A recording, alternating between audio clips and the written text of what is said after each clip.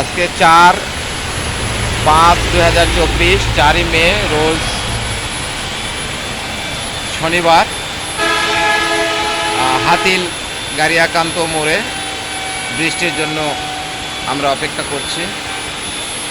সুদীর্ঘদিন কান্নাকাটির ফলে আজকে আল্লাহ পাকের রহমতের বৃষ্টি শুরু হয়েছে, আলহামদুলিল্লাহ। রহমতের বৃষ্টি শুরু হলো। আমি মামা ভাগ্না আমরা এখানে বৃষ্টির জন্য দাঁড়িয়েছি। ইনশাল্লাহ খুব সুন্দর বৃষ্টি হচ্ছে। সামনে পেট্রোল পাম্প।